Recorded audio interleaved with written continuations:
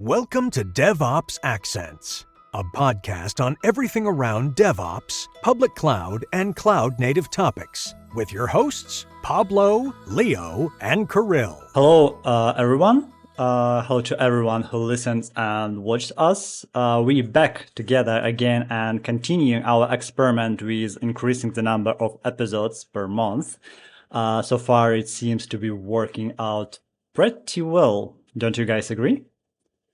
Yeah, let's use the second one. So. It's nice to see. It's nice to hear you guys too. Since our last meeting, we have a new video from Pablo where he talks about Service Weaver. Service what? We also Service Weaver. I don't know how to pronounce either. Don't worry. Okay, it's something that's weaves. Weaver. Weaves. Okay, that's basically why our podcast called DevOps Accents. Enjoy. Also, the last episode, or not episode. To be more correct, the last lesson of the Argo CD course from Kirill was released. Now you can watch it as one great wall course, and go to our YouTube and check it out for yourself. Kirill, do we plan to release this course on other platforms except YouTube? Yeah, for sure. So it's going to be available on Udemy and on courses mkdev.me. So as all of our courses. So if these other platforms are more convenient, then you can watch it there instead of YouTube. Yes. So go and check this out. I believe it will be released there shortly. And again, I remind you that the best way not to miss anything is to subscribe to our MKDev Dispatch newsletter. We regularly collect our best content and publish it along with our own reflections on different topics that happens lately. It is also a great way to get swag from us. We have this referral program where you are sharing our newsletter with your friends and colleagues, and the more you share, the more swag you will be able to receive from us. It includes stickers, t-shirts, and most awesome a mug with your own portrait on it that was produced in MKDev illustration style. Okay, so did I miss anything, guys? That's worth mentioning too? In these 2 weeks, I think no. Maybe Ron? What do you think, Kirill? We can talk about conferences. Yes. There are plenty of them upcoming. Okay, tell me about it, Kirill. Basically, we already mentioned before that we are sponsoring DevOps Days Amsterdam end of June from 21st to 23. So whoever is going to be there in person, you will get a chance to meet Pablo and me and get some swag. We are also sponsoring a Kubernetes Community Days in Munich mid-July. I think it's 18 of July. 18. And finally, we plan to also be on the London DevOps Days in September, both as sponsors and visitors. I don't remember the dates of this one, sorry. So I had to tell us. I think it's, but it's quite like, we'll probably give more warnings in advance because it's around mid-September. Yeah. But if someone already wants to book tickets just to see us, you can do it. Like Madonna. Just to see us and to listen to us, what we can offer to the visitors. Yeah, it's always a great opportunity and a chance to talk to you and ask you questions. And I have one of mine. This is probably a stupid question, but I was watching your video about Service Weaver, Pablo, and one question kept spinning up in my mind. Is there anything in common between Service Weaver and Service Mesh? Okay. They sound quite service, no? Basically the same to me, but no, okay. Service Weaver is a service too, but the idea is that it's a framework created by Google that what it's doing is, okay. imagine the complexity when you create a microservice, because when you create a microservice, you need to have different services. Even those are micros, so everyone is going to be in a different repository. Everyone is going to have the different input, the different output. In case of, for example, imagine that you have 20 microservices or 30, and 10 of those, they are using the same library. You need to upgrade one by one. So it's a complex environment because all this little input and this big output need to be interconnected. So what they did is they create a way to code everything in the same place. And then you have everything in your same repo, and you define the different calls. And automatically, when you make a call, automatically it's able to create the microservices for you. So it's working fine. And I say that because I follow the instructions. And it's something that was released something like 1 week ago, 2 weeks ago. Following the instruction was working fine to be done in my machine. So it's able to create different tasks and different PID, different process for every one of the sub-components that you make. This is working. But one of the good things of that is that it's able to be connected automatically, for example, because it's come from Google to GKE, but it's able to be connected to other cloud providers, like for example, AWS or Azure. So, and then the idea is that as soon as you code, automatically, it's going to create the Kubernetes components to be able to move every one of the objects in a different pod. So you have your pod, and then the pod are running automatically, and you don't need to do anything. So you automatically execute the Weber deployment, and then everything appears. It's super cool. So, the bad side that is, I wasn't able to see that working on GKE. But okay, at least I saw how it's working in my computer. And the good thing is that with 2 changes, you see how everything is a monolithic tool, and the same tool is monolithic, and you see that. And you made a chain in the way that you call the build, and automatically the same code is converted in not a monolithic, is converted in a microservices. In this case, with two pods, with an input and output. And this is cool because at the end it's a function, and the same way that you make a call, and even you can set it up the API in a better way. It is working cool. So, but for example, talking about microservices, I only saw that you can connect with APIs, and there is no message queue or something like that. But okay, it's the first version, and I think that day by day they will improve that. In case that they want to still working on that, because there are many projects in Google that appear and then they are stopped. But okay, if they continue, sounds cool. But maybe in 2-3 months I will go back again to there, and then I will execute on GK or even in AWS, because this is even better, because then you can execute your pods in a multi-cloud environment with a monolithic code that is very good. Okay, thank you. I understood it a little bit, but nothing to be with service mesh. Nothing to be. Yeah, I see it now as you explained it, because I tried to read the description from the website, and it looked like to me like, why it's almost the same, but I probably misunderstood it. But it could be the service mesh eventually, right? Because one of the ways to implement service mesh is to do this on the application side. So instead of installing Istio, you basically have, and I think Google also prefers this approach, is that you have a library inside your application code that takes care of like rate limiting the MTLS serialization. And maybe they will make it part of this, of the service viewer. Is that at some point when you do this, another build that is split in your application just injects this library into your source code to be at the edges of each microservice. Okay, so the main difference for someone like me who don't clearly understand it is the main difference that Service Weaver weaves services in chain, while Service Mesh combines as one single big mesh.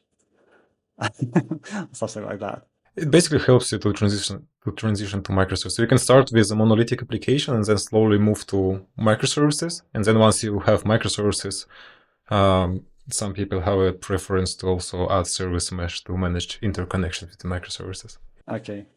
Fine. Okay, so I satisfied with that question. Let's move on. Did you guys have you guys watched the Oscars?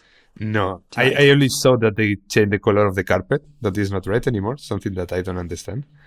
So I can explain it to you from aesthetical point of view, no? from the design, from design perspective. Why? There Yeah, is please, bloody. could you tell me why, Leo? Because I was surprised of that.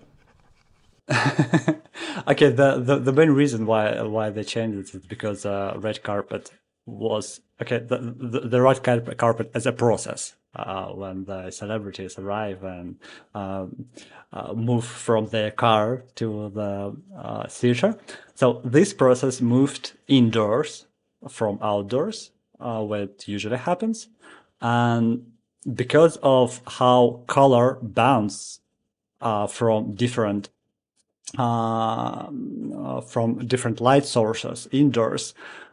When you have a large red something, everything becomes red in instance because light bounces from it, and all faces, all dresses, all costumes start to look reddish. And this is something that you don't want to have on pictures on videos. This does not happen outdoors because the way how natural light refracts and it reflects differently, and when indoors they decided to change the color to help create more natural skin tone and more natural color and for their dresses. But was this thing the same for 95 years, no? Okay, 94.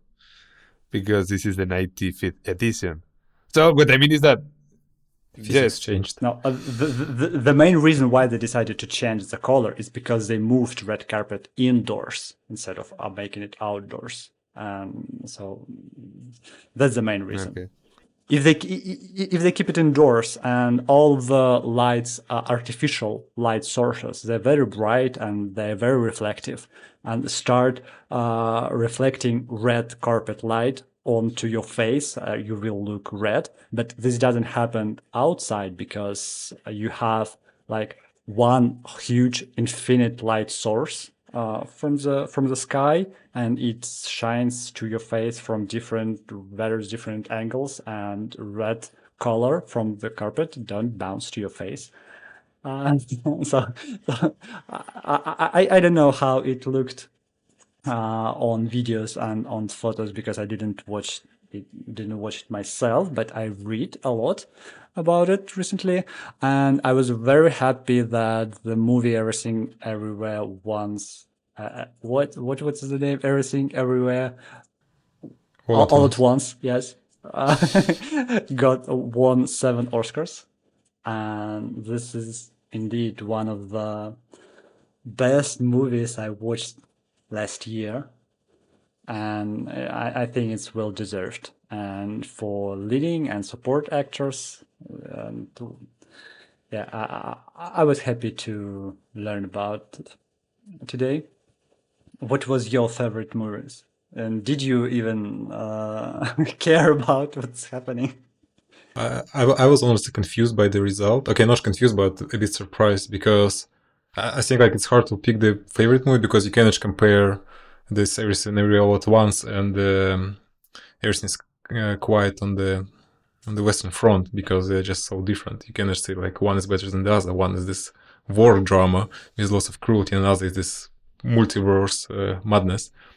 I was surprised by that the German movie did not win because usually, or like almost always, the movie that gets this Best Picture award is the movie that resonates most with the current global events. So it's not like they only look at what's the best movies. They look at, okay, the diversity topic is super important right now and on the high. So the movie about this topic will likely get the Oscar. And the last year for sure was the war year. So I was a bit surprised that the war movie that shows how horrible war is did not get the Oscar. They still won quite The best foreign, yes, but they were also nominated for the Best Picture. I don't know. I still think Everything Everywhere All at Once is better due to. Okay, it covers a lot, and I like how the authors decided to present visually a relationship between mother and her daughter, and a lot of misunderstanding between them, and how it reflects in the world that they created, and the way how the girl looked, and how she changed throughout the movie. And there are a lot of layers in this movie, and you can dig it deeper. And I'm not even saying about great performance and great visuals about it. Pablo, did you have your favorite? No, I only read that Will Smith is banned 10 years because of the slap last year. Okay, I say, wow, 10 years. It's a lot, no? Because he was the last Oscar winner, and he has the same ban as other guy who has some kind of sexual thing, a director with a woman. So one rapers has the same punish that a guy who slap another guy because make a joke. So I think that okay, the level of bunnies is okay. The band is super different. But okay, no, I didn't. I think I didn't watch any one of those movies nominated to the best movie. No. I have kids. I go to the cinema to watch kids movie only.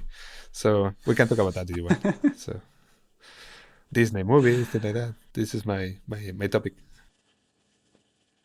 Okay, did you see Puss in the Boots? I think it's one of the best. Yes, I watched this one. Yes. Did you like it? Yes, but okay, it's a movie for kids. I used to go to the cinema because where we live there is it's a fantastic cinema where it's a couch that you can completely lie down, and I try to sleep while I go to the cinema. So it's so yeah, I liked the movie. I liked it. It was very comfortable. Super comfy. We need to go back, honey. Next week, one more movie. Okay, so one of the intrigues for me was how many Oscars will Avatar win this year? Because it was like James Cameron's comeback with a very expensive movie, and I just wondered, will it win anything at all? And it won, I believe, just one Oscar for visual effects. Did you see the movie, by the way? I did. I don't, but I read about the movie and how the effects was done and all this thing, but I did not watch the movie. Okay, I didn't see it too. And I still hope I will do someday, maybe in 3D. Kirill, what was your impression? Is it deserves the Oscar? It was like the first movie. So it's exactly the same story, exactly the same concept. Because they need to remind people what happened 10 years ago. So they just, I think, more or less refilmed exactly the same thing about evil humans coming to destroy the nature and the Navi people and this new tribe fighting them. So story-wise, it was completely, it was not bad, but it was completely predictable. And visual effects for sure. That's like, I did not watch it in 3D because I could not go to 3D for some reasons. But even without 3D, the visual effects were stunning for sure, like incredibly looking movie. The only problem for me was that, just for the background information, the James Cameron, like again, he had to create new cameras because he said, no, we will not create underwater scenes without water, so you actually have to swim. Mm-hmm. But then there were no 3D cameras to shoot underwater, so they had to again like spend whatever like 10 years to create these cameras just for them to shoot underwater instead of. And the result is amazing. It's like for the best underwater movie in the world. But if you look at it, they show something that they could as well just film in reality. So because it's so many scenes about underwater life, and there is like a jellyfish, for example, which is not significantly different from a real life jellyfish. But there is this big focus on whales, which look exactly like normal Whales. Earth whales, but a bit more futuristic. And you watch it and it's like, but why do you need to create this whole amazing technology just to show whales if you can just like go to the ocean and film whales? Oh, yes. And you can So go sure, to the because ocean it- and film actual, real whales instead of filming CGI whales. But do you see the So it was improvement like, in 10 years in the, do you know? No, for sure. I would need to rewatch the first one, but the way it looks, it's hard. Like you don't see that it's the graphics in most cases. It looks super real for the current human eye, because for sure in 10 years you will look at it like it's this Titanic You hate this movie. scene. but You're a hater. I just love this moment when you see how bad graphics are, and probably you look at Avatar, the new Avatar, the same way. But as of today, it's spectacular. It's only that if you go to, because he filmed a National Geographic movie about water and nature in water. So if you go and watch actual National Geographic movie with good cameras, you will get the same feelings and the same emotions, because it will also show you how whales or dolphins or jellyfish swim. But now the guy just spent like whatever 250 something million to redo the same in CGI and invent cameras to create this imaginable world, which actually exists in real world. I think I would love to read some comprehensive article about why they decided to create new cameras instead of putting existing cameras into some waterproof case and just film using it. And everything was rendered in. But did you ever try to... Everything was rendered in AWS, no? Yes, AWS published an article. Well, not an article, actually. There are So they published a blog post, which is like 3 paragraphs of text, that the complete Avatar 2 was rendered in AWS. They don't say with which services, if they use something AWS specific, or they just use AWS as this farm of compute resources.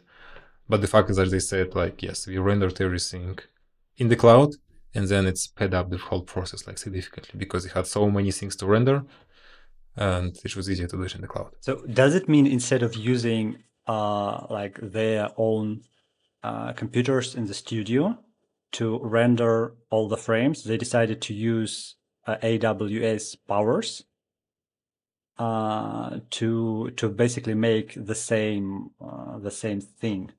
Seems like, yeah.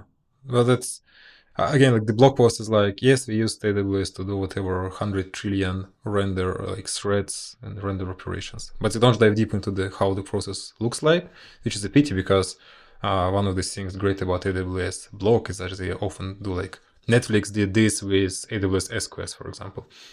But here there was like no real details, only that they used it to render it, and that's it. Yeah. But the use case is pretty cool, because I guess it's a good example of when cloud is really cool, because like how often do you render Avatar 2, right? Once every 10 years. So you don't need to keep this hardware around. Even if you buy hardware for Avatar 2 9 years ago, today it's obsolete. So you can just go to the cloud. For sure, it's going to be expensive to render all of this in the cloud, unless they got discount for this very good publicity. But they spent, let's say, 3 months rendering, and after 3 months they pay $0 because they don't need it. No, this is pretty good, because imagine all these. But okay, I have to admit that all these studios sometimes they have this hardware and they use for advertisement or for whatever thing. Maybe they rent it. But it's true. Your point is true, because your favorite movie, I know that you don't trust in love, but okay, Titanic, they render themselves in their own machines. And I remember that I watched something like a documentary that even some of those computers they need to create, because there were nothing like that to be able to render all these things, you know. And it's true. What do you do later on with these, I don't know, whatever millions of dollars in hardware that are there and nobody wants to use anymore, because there is no Titanic 2. I'm waiting for Titanic 2. So, but I think that's why also the CGI companies exist, because like when Marvel, for example, they work on a movie, the actual like CGI is done by some like third-party studio, let's say, and this third-party studio has this hardware and they invest into kind of upgrading this hardware over time. So it's not like you have to build the whole hardware, whatever, like movie data center just for a single movie. It's reused, but not sure how financials work there, if it's actually more profitable to just purchase capacity from AWS for a couple of months, or to buy hardware 3 years ago with the releases will be outdated when you need to render something new and then like invest some more money to upgrade. This is also what Amazon doesn't say, because of course in this blog post it's like, yes, doing it on Amazon was the best thing ever. I won my Oscar. Where is my Oscar? Did Avatar won the Oscar at the end or no? Yeah, for the graphics. Okay, yes. imagine that, no? Because if not, after all this money.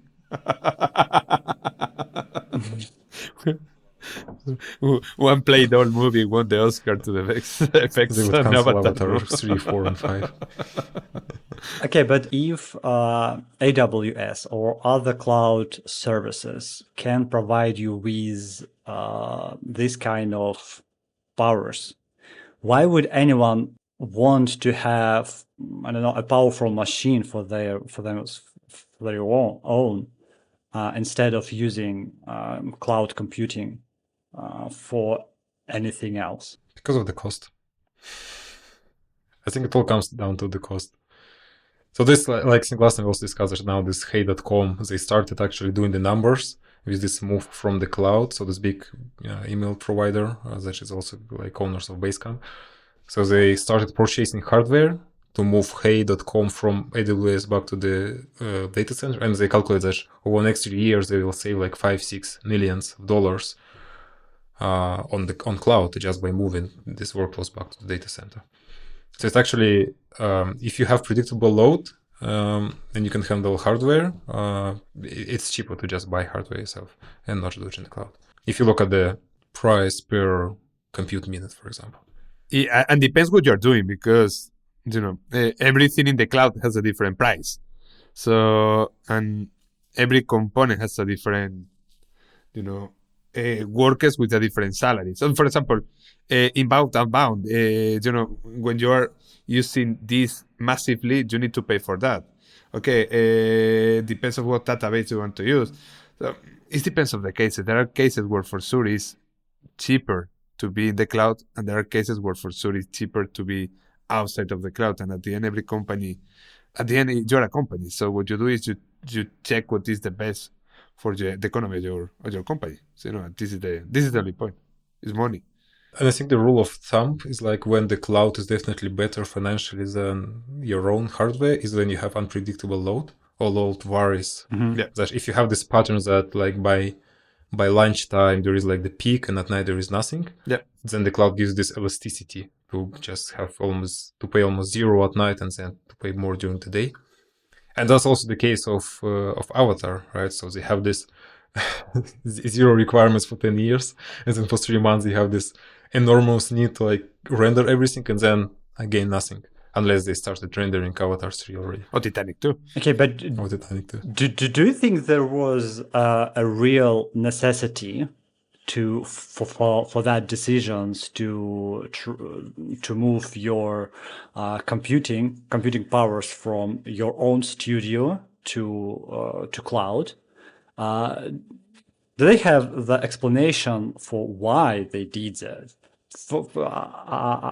I'd like to have some comparison in maybe in prices and electricity bills, or in time that render process consumes. For example, it takes several months to render this amount of frames when you do this in your own studio, and it takes 2 times less if you're using this cloud computing. They have this explanation. The same hardware that Amazon has, Google has, Azure has. Okay, if you're one of these huge companies, you can have for sure in your own data center. So what Kirill is telling is true, is the elasticity, this way to be able to grow and reduce the size of your needs. This is the difference, but the power, the manpower, this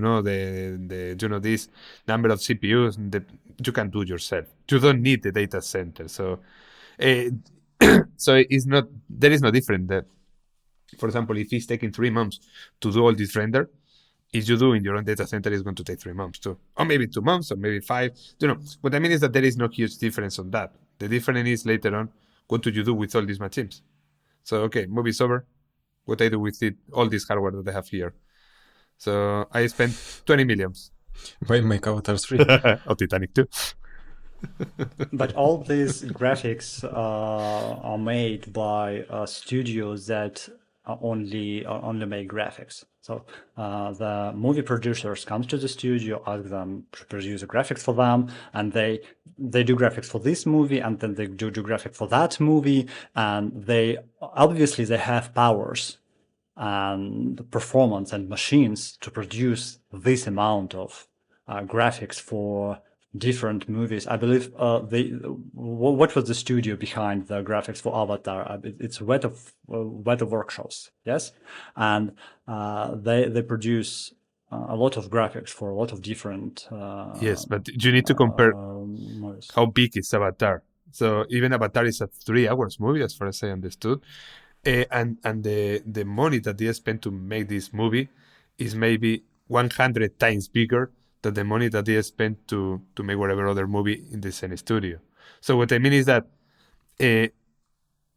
maybe the studio, they were checking and said, okay, I have this capacity, this power capacity, so this computing capacity to do the render, imagine in 6 months, 1 year. I said, no, we need to multiply by 10. Okay, but if you multiply by 10, then you need to multiply by 10 the number of hardware that you have. And then they said, okay, but my customers are those. So I cannot multiply by 10 my customers. So then I'm going to end in a number of machines, a number of hardware that later on I cannot sell to my new customers because I have not the power to multiply by 10. And the money that you're going to pay to me is not going to be enough to make me pay all this hardware. So then maybe they say, sorry, no, let's go to a cloud provider. So I think that this is the reason, the main reason. And then they maybe have issues to actually multiply the existing capacity because it's quite hard to get graphics cards. And one of the reasons, besides cryptocurrency billionaires, is that you actually, like these data center providers like Amazon, Google, they also need the same GPUs in their data centers. So they order, let's say, like this new GeForce graphics card and like 100,000 of them. Mm-hmm. And then there is less capacity for everyone else who wants to order. Plus they get probably for the cheaper price because they order it like in bulk. I actually don't know if Amazon uses the GeForce, but I have to imagine it's either one of these two graphics cards. Yes, this is a good point. Because Amazon doesn't make their own graphics cards. Yes. Because in this document, they are not talking about GPUs, as far as I remember. Yes, this is true. So it's not that someone decided like I like AWS and I would like to try this, and I don't know, maybe for commercial purposes or for advertisement purposes, and they decided, okay, let's try this cool new feature, and instead of computing and rendering it ourselves, let's try rendering it's using AWS, and then we will make a big deal about it, and we'll post articles or something. So you really think there was a necessity for that, rather than this was like someone's ego that decided to use this new cool feature in the project. I think we'll never know. What would be interesting is to actually talk to some domain experts, someone who actually works on this kind of challenges to render videos. So maybe if an expert like this listens to this podcast, please write us and we'll interview you for another episode. But we'll never know what was the reasoning there, right? Because for sure, whenever we see this huge movie being involved with AWS, you start thinking like how AWS ended up with this contract. Why not Google Cloud? Why not Azure? Why they did not use some other existing provider? Because for sure there are also these companies that focus only on this video rendering, and that I'm pretty sure they do it way better than AWS because of their core competence. So why exactly AWS is hard to say. Maybe James Cameron was in wherever AWS sits right now in Seattle. No. And then he got some pitch from some high AWS exec. And then they said, we'll give you like 60% discount, but we'll make lots of noise about how AWS saved Avatar or like made Avatar possible technologically. I personally don't see, except this capacity that AWS has compared to maybe a smaller studio. I don't see any technology on AWS that would enable rendering movies better than anywhere else in the world. No, yes, this is the Okay, truth. but It's not particularly famous in video rendering, right? well, right. Do you think your project infrastructure is well set and maintained? We know for sure there is always room for improvement. If you are uncertain where to begin, let's first do an audit of what you already have. We will review your setup from every angle: performance, cost, security, high availability, and automation, and provide you with a detailed roadmap of which direction your infrastructure should go, generate concrete tasks for you to implement, or even take on your infra entirely, if you let us, of course. And does this happens a lot in the industry? I mean, like when a company makes a technology choice, and this choice is not necessarily dictated by technological need. So what I'm really asking is, what is the main reason behind, okay, not main, but usual reason behind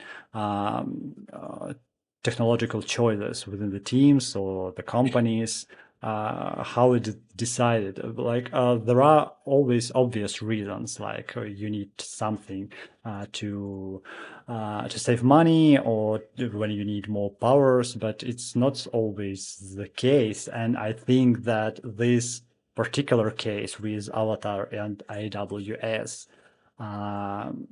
clearly says that there were other ways, but they decided to stick to AWS.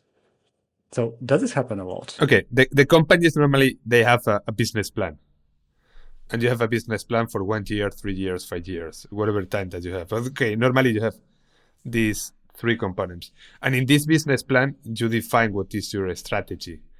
And where do you want to use your money and the income that is going to come to you. What are you going to do with that? How many people do you want to hire? What is your expectations? For example, we are going to grow on that, on that, on that. So this is the plan that normally you have for 1, 3, and 5 years. And you follow normally this plan. So, and imagine that in this plan that you have a committee every 3 months, and in this committee you have a decision every month, depends on the company. And in this committee you have the decision, okay, we can renew this business plan, and then we're going to do that. And I have to imagine that at some point they decided we are not going to spend more millions in data centers. We are not going to spend more millions in this. We are not going to spend, and we're going to move to that, to that, to that, to that. For example, famous case is this case with Facebook and Meta. So one moment, the company decide, okay, we're going to move, not because we are a social network, but we don't want to be a social network anymore. Mm-hmm. Oh, we want to be, but we know that we are not going to be a social network forever. So we need to move to a different place. So what is this movement? So let's move to the metaverse. So it's something that they made a plan for 1, 3, or 5 years, but the reality slapped them on the face. And they discovered that, okay, this movement was okay on paper, but they need to come back.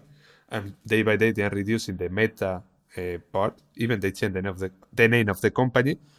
And they are now moving to something different. So, and normally you do that. So you don't decide one evening, no, I am not going to use for this 5 billion movie, I am not going to use my own data center. I'm going to hire AWS because they're going to write a blog post. This is something that you calculate, and then you make this is going to cost to us 1 billion. And the movie, the budget for the movie is 5 billion. So we cannot spend 1 billion here, because then we need to spend other millions here and here and here. So then let's go to AWS.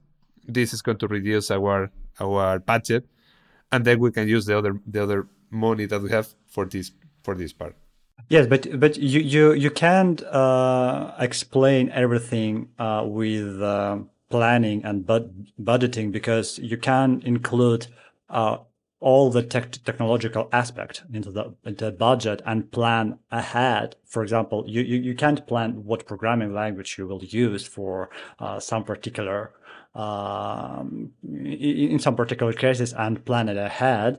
Like I remember reading one of the articles that is in fact published on MKDev, and I believe Kirill also included his opinion on that, how to choose a programming language. We have 3 articles on that topic, and I remember a case from one of the experts shared a story how on Facebook how they decided to stick to the Golang precisely because one of the developers liked this language and he wanted to produce something with Golang, and that is why some of the components of Facebook are written on Golang, while most of the Facebooks is written on PHP.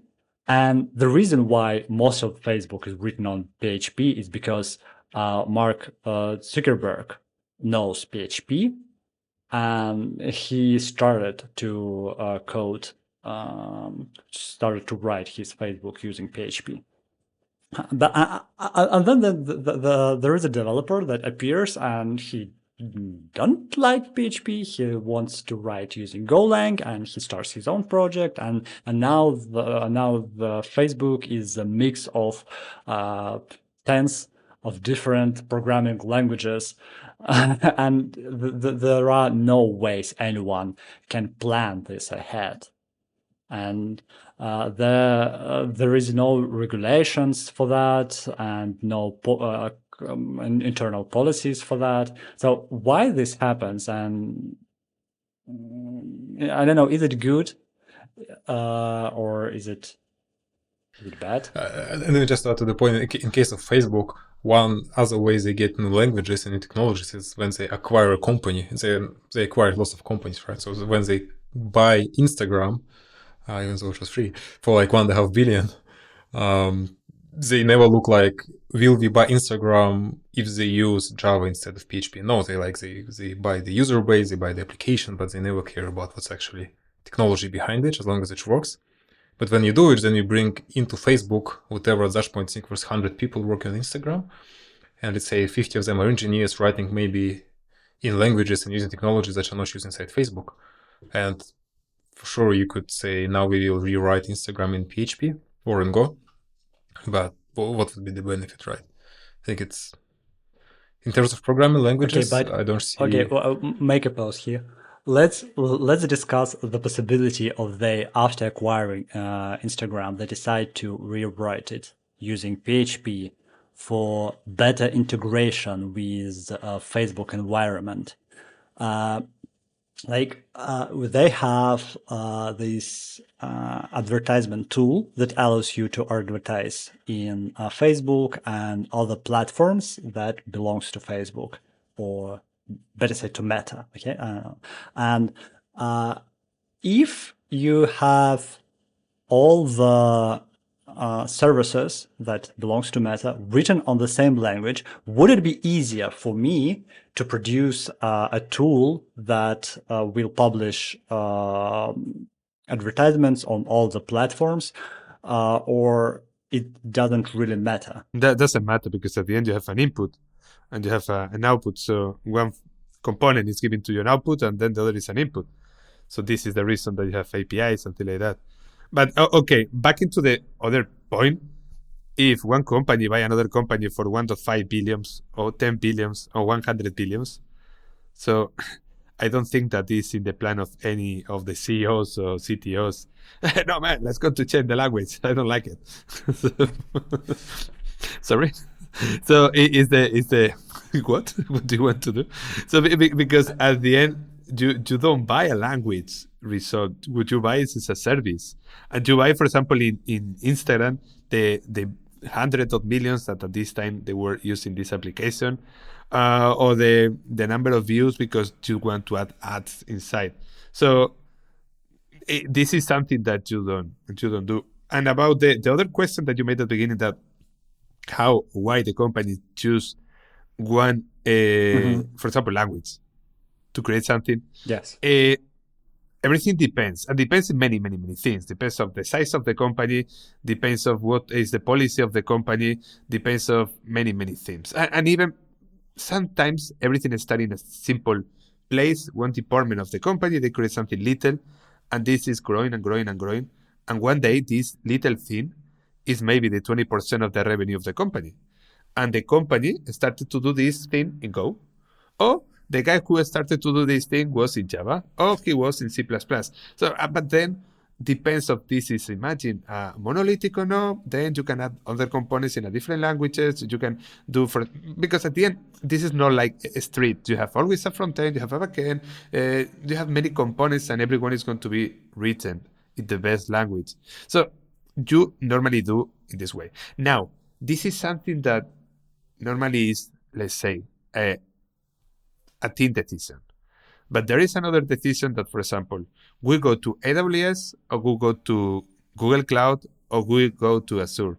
This is at the top level decision because this could be a big number of millions to be paid by the company every month. So then, not always, this is true. Depends on the size of the company. Too, because exactly, this side of depends on the size. Because and many times it's because one of the guys in the team, the company was a non-cloud company, but one guy in the team, in one department, started to play with the cloud. Oh no, check, I moved that here. Okay. And this place, imagine that is Azure, or imagine that is Google, or imagine that is Oracle Cloud. So then now you are in Oracle Cloud, and day by day, you are introducing more and more themes inside Oracle Cloud. And one day, the company ended in Oracle Cloud because one day, one guy ended with that. This could happen too, but for a little company. There is another scenario, excuse me, Pablo. There is another scenario. The guy that moved your company to Oracle Cloud leaves the company, and now you're stuck with Oracle, and you have no idea how to work with it because this guy who moved this left the company, and now you have to hire. But then there is a problem. A new expert. Yes, but then there is a problem of management. If this is happening to you, it's because you allow a guy to move everything to a place with the knowledge of only one person, and you allow him to do that. And when he left the company, you ended in a mess. This is imagine a super tiny company with a very bad management. Because if you do this movement, it's because everyone understands what is happening. Any company is in the hands of one person. Okay, maybe there are, but this is because there are little or because they are doing something wrong. If one person is able to control, what should happen in whatever company is that if whatever leaves, everything is in the same way. Because at the end, you need to mind that a company is an entity, it's not a human.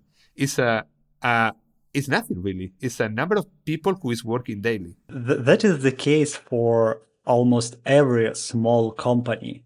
They always decide to use a technology that one or two particular guys decided to use. And I just, from the top of my head, I just remember a lot of our clients, when we talk to a manager, and this manager says that the reason why they decided to use this particular tool is because their CEO decided to use that, and they have no words on that, and they can give their own input because they don't really understand how this works. And after that, they come to us asking us to propose some different variants for them, how to expand their infrastructure. And we are talking that they need to hire another person who will maintain the cloud infrastructure for them because they stuck with something that one guy decided a few years ago. But this is the CEO. No, but that's a reasonable approach, I think. But actually, like when you are, let's say, 10 people and you have 2 developers, or okay, like startup starts, sometimes it's 1 developer. Like, which cloud provider do you choose? If you don't know any and your developer knows AWS, for sure you're gonna go to AWS. There's like no other option for you.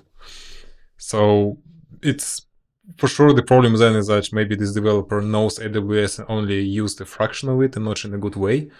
but that's the only way you can proceed. So there is like no way it makes sense for you to go to the Google Cloud if you only have 1-2 developers who only know AWS.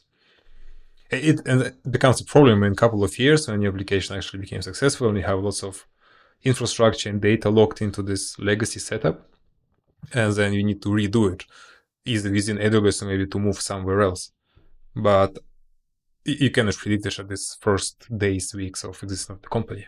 You have to kind of move fast and pick whatever your team knows. But getting back to what Pablo, I'm sorry, Pablo, small question. Getting back to what you said before when you were talking about planning, is it possible on early stages to plan ahead what would be the most beneficial for the company in terms of choosing cloud provider or technology to use? Is it possible to calculate in advance?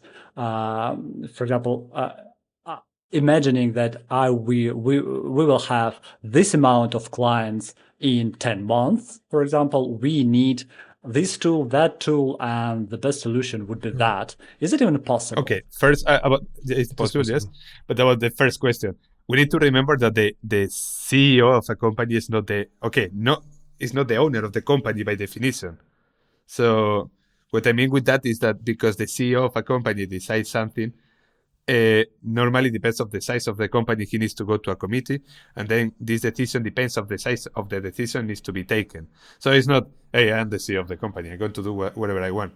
So it's not a dictatorship.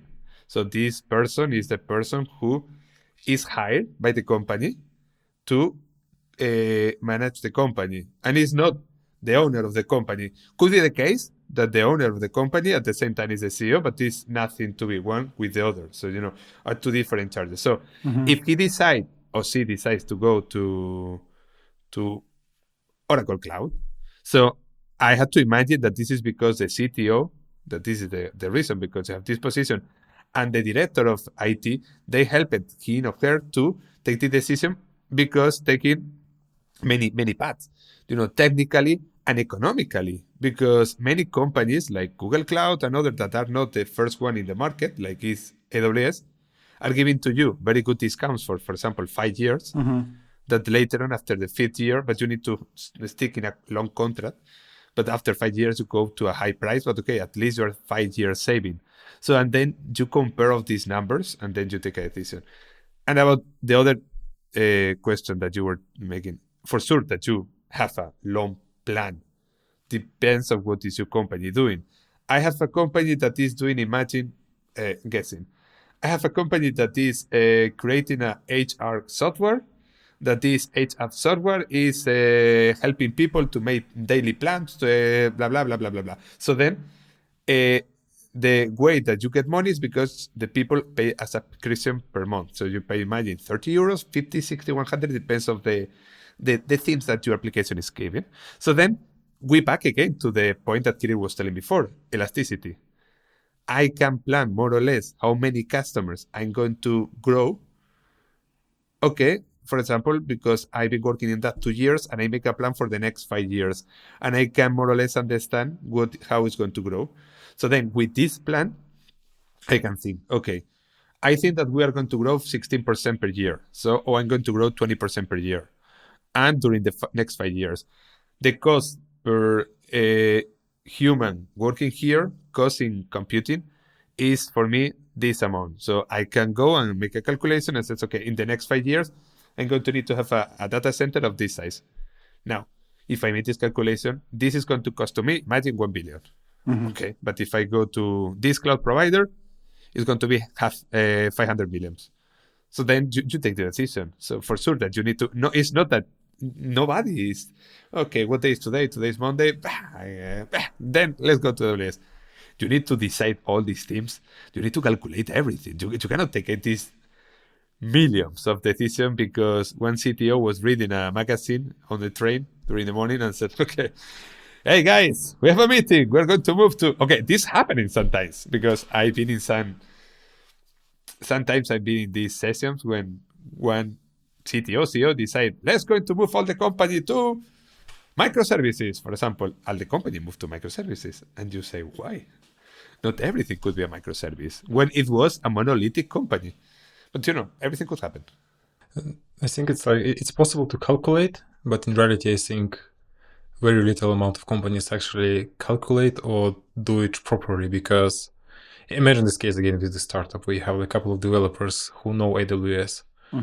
They, let's say they make some application to store photos, and they use AWS S3 to store these photos.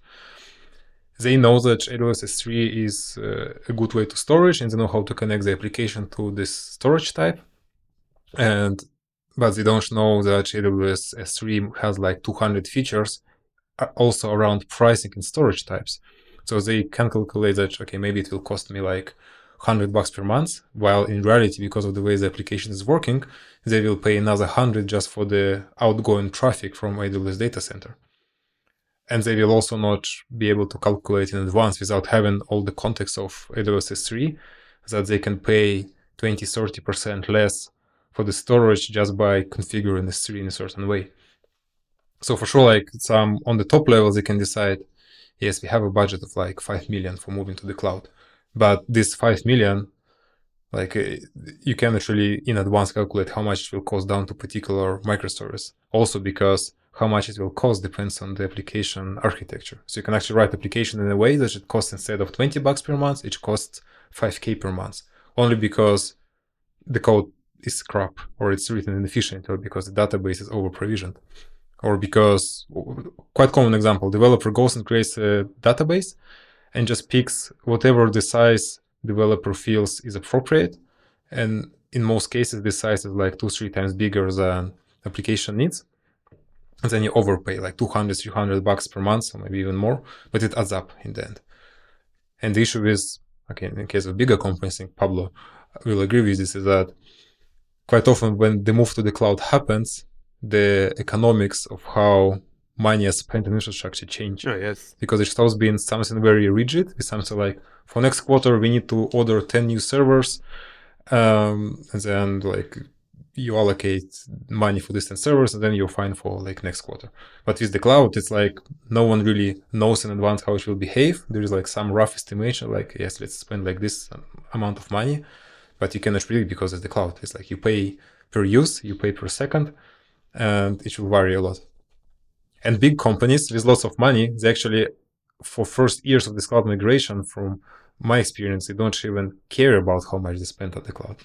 They're like, yes, okay, we spent 500,000 per year on this application, but we don't care because, well, this application inside data center still brings us 20 million per year, so we can tolerate this 500,000 per year on AWS cloud at this point, at least. To make an example of how what Kirill is explaining that is very, very good is, for example, Spotify. So what Spotify made is they had an idea, okay, let's go to pay to every human who play a song, imagine, 100.1 cents. So then you are going to pay always $10 subscription. So your subscription is $10, and then per song, you're going to pay that. So they made a calculation and they said, okay, the maximum that every human is going to, the maximum number of songs that they're going to hear is going to be, imagine, 10 per day. But what happened?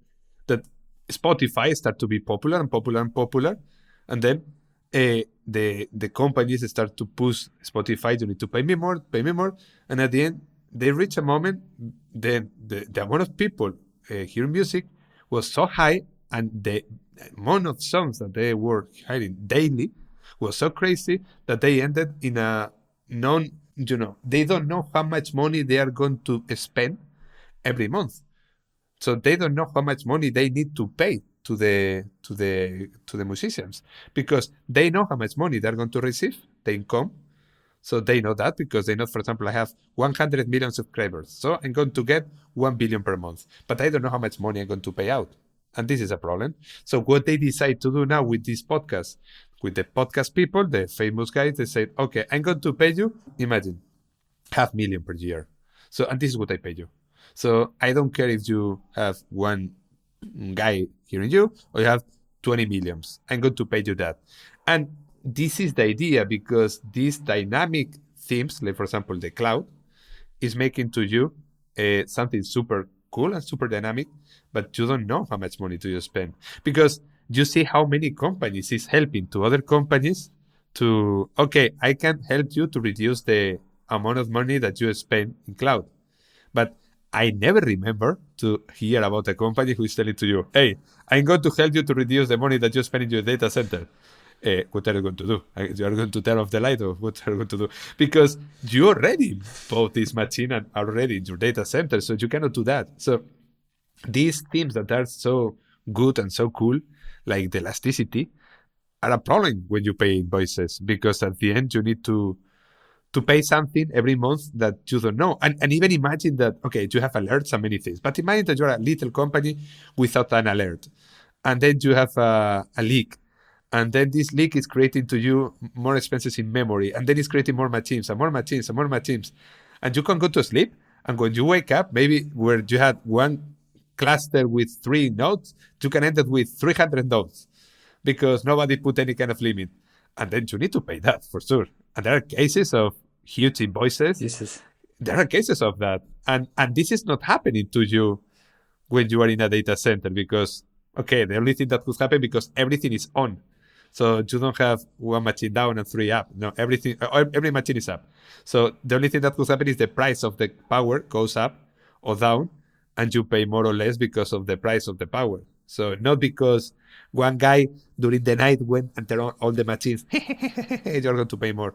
So this is different. This sounds like a manager's nightmare that you described right now. It's like, okay, so basically what's happening is when your team decides to implement a new feature in a product, and they make this implementation, and this suddenly changes the way how your application communicates with data centers. This changes, I don't know, traffic, storage, and suddenly all your bills increased or changed. And it's hard to predict in advance how this change will affect your monthly costs of your infrastructure. And to me, this sounds like a nightmare, and especially given that while you're implementing something, you can create a bug that will increase memory consumptions from the cloud service, and then your bill will increase 10 times. It doesn't have to be even a bug. It just has to be misunderstanding of how something works. We had in Dispatch some time ago, I wrote an intro about Aurora serverless. And if you just don't know how they bill you for each operation, read and write, your application, like with normal PostgreSQL, your application behaves normally. But if you move it to Aurora, you will figure that the SQL queries that you wrote are just designed to make Aurora as expensive as possible. Show me the money. And that's like in every service of every cloud provider, and within service there's like subcategories of cost. Like if you take Aurora again, you have like 3, 4, 5 things that you pay for. You pay for storage, you pay for amount of operations, and then you pay for the per hour of compute unit. So you have like many things within single AWS service, and it just takes lots of time to figure out what you will actually pay for this. I think that there should be no room for spontaneous decisions in this area because of what consequences may happen after your not well thought decision. Yeah, but what do you do? Because the thing is like there's this lack of people who actually have deep knowledge in it, and then in most companies, especially of the small to mid-size, there is like just no internal expertise about how your code influences on the application, on the cloud bill. And you have to still somehow carry on with the business, right? Because also there is like maybe no knowledge about how to configure the on-premise data center among developers. Good thing with the cloud is that you can actually have only developers and still have a decent infrastructure working and scaling. It's gonna be expensive if you misconfigure it, but you will get it working. And another example is imagine a company with 1,000 people with access to AWS to play, and every one of those guys, they create 2 or 3 machines, and the 3 machines are there up and running daily. So and I saw that always. So it's not once, ISO everywhere. And all those machines are there up and running, waiting for the guy to play. So, and these playing scenarios are really expensive. And in some cases is per year 1 million or even more, It's something that, you don't need to spend this money because it's you create and then you go because it's not your own account. Because I can imagine that all these people, when they are at home and they start an AWS machine, they go and they shut down this one. And they don't choose the biggest hardware because you don't play with GPUs, GCPU and this thing like that. You play with the latest ones. So it's super different that. I think the more they reach the company and the further away developers are from the upper layers, then the easier it is to kind of explode the cloud bill. But I want to roll back a bit to the programming language topic because I just remember something. Is when, so I think like it was many years when the microservices exploded and everyone decided to rewrite everything to microservices. And I remember there was a company in Berlin called Wunderlist and they were doing a to-do list. Just like a checkboxes, like what you did now. Yeah, I remember that. And they were really huge. They had like, whatever, 50, 100 million users. In the end, Microsoft acquired them because they were so big. And now it's called Microsoft To Do, this application. So Wunderlist, they were from Berlin. And I remember they were one of these companies that pushed microservices a lot in every conference. And their CTO was telling that, very proudly, that they switched to complete microservices environment. He was explaining how microservices work and inspired lots of people to do the same. And one of the reasons he was telling that because they have all these microservices that should do like just a couple of things. Like one microservice is doing just sending emails, for example. So that's the only job of this microservice. And another microservice only shows small parts of the page, like this classical example. And he was telling the huge benefit now is that they don't care which programming language developer will choose because it's scoped to this particular microservice. So it doesn't matter. They can take this email service and then rewrite it into Rust. They can rewrite it into Go, like any language. If it does not work, they can rewrite it. And even the idea was like, the size of the microservice was defined, like it should be small enough for someone to rewrite the whole thing in another programming language within a couple of weeks, something like this. And then, of course, it doesn't matter which programming language you choose because any developer can pick up the new programming language really fast. Like on the level required to rewrite something of like 1,000 lines of code or less, which is pretty cool. That's actually one of these compelling arguments for microservices in a company that has hundreds of developers that sometimes want freedom to experiment. I know, yes. In this level, yes. But imagine a monolithic application. Imagine you have no decision on there. It's something that is already there, and then you need to go there. Even though there is another side, right? Because if you can rewrite every microservice in the new language, then it's impossible for you to build internal standards for anything. You cannot have some shared libraries, for example, how anything is being done. Because one microservice is in Ruby, another one is JavaScript, and like what do? Maintain 50 versions of every library for monitoring, for example, or for processing some data types. Or you can create your own language, like so in some company. So. Yes, exactly. It's on this English when you listen to the guy on the stage, is like, oh yeah, so cool, microservices. You can rewrite everything to another programming language, and then you realize, but that's maybe stupid. Like, why would anyone do that? Well, I see at least one reason to do that. It's because when some developer leaves the company and you hire another developer to maintain this particular application, and you are free to choose any language, and you hire this guy and he rewrites this entire application in his own language, and it runs smoothly, and you are able to incorporate this application into your environment easily because of how many microservices you have.